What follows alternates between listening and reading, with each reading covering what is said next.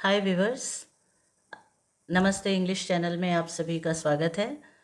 जैसा कि आपको याद होगा, जब मैंने ये चैनल स्टार्ट किया था तो आपको इंग्लिश स्पीकिंग के कुछ टिप्स दिए थे कि इंग्लिश स्पीकिंग सीखने से पहले आपको क्या क्या चीज़ों के लिए ध्यान देना पड़ेगा। उनमें एक टिप्स ये भी था कि start thinking in English. English बोलना है तो कोशिश कीजिए अंग्रेज़ी में सोचिए। अंग्रेज़ी में सोचने के लिए मैं आपको यहाँ सहायता कर सकती हूँ। आपको कुछ छोटे छोटे सजेशन दे रही हूँ जिसे आप इम्प्लीमेंट करके आप अपनी इंग्लिश को इम्प्रूव कर सकते हैं, और बेसिकली बिगनर्स के लिए ये बहुत ही इफ़ेक्टिव है। तो पहला इसमें जो है टिप्स वो है लेबल योर सराउंडिंग्स।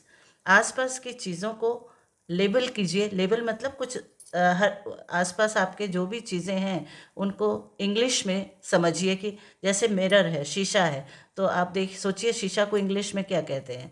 तो मिरर अगर आपको भूल जाता है तो आप स्टिकी नोट्स लगा सकते हैं, मिरर के ऊपर लगा सकते हैं। डोर हुआ, लैंप हुआ, जो भी आपको डिफ़िकल्ट लगे। कुछ चीज़ों का तो इंग्लिश आपको पता होगा, पर जो चीज़ों का नहीं पता है उसके लिए स्टिकी नोट्स लगा के आप अगर ये रखेंगे तो आप उसी वे में सेंटेंस बनाते समय सोचेंगे।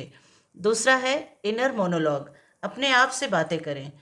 जैसे आप पूरे दिन की एक्टिविटीज़ जब रात को समराइज़ करते हैं या दिन में कुछ भी आप कर रहे हो तो इंग्लिश में बात कीजिए अपने आप से।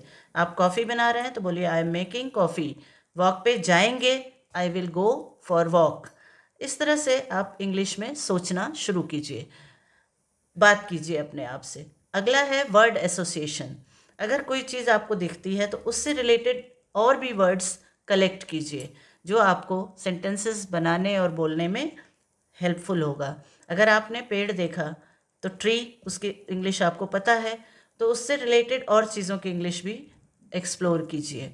जैसे leaves, branches, flowers, fruits, green colour, etcetera. अगला है मेंटल नोटबुक। अपने दिमाग में भी एक नोटबुक रखिए जिसमें समय समय पर आपको कोई नया वर्ड आता है वोकैबुलरी बढ़ाने के लिए, तो आप उसे ज़रूर याद कीजिए। और फिर पांचवा है टॉक टू योर सेल्फ। ये मैंने आपको उसमें बताया कि मोनोलॉग या टॉक टू योर सेल्फ, अपने आप से बात कीजिए। जैसे आपको किसी से बात करना है तो आप दोनों का डायलॉग बोलिए, मिरर के सामने प्रैक्टिस कीजिए। तो ये सारी चीज़ें आप प्रैक्टिस करेंगे तो आपको बहुत असर होगा। और कुछ और टिप्स पार्ट 2 में मैं बताऊंगी। सी यू।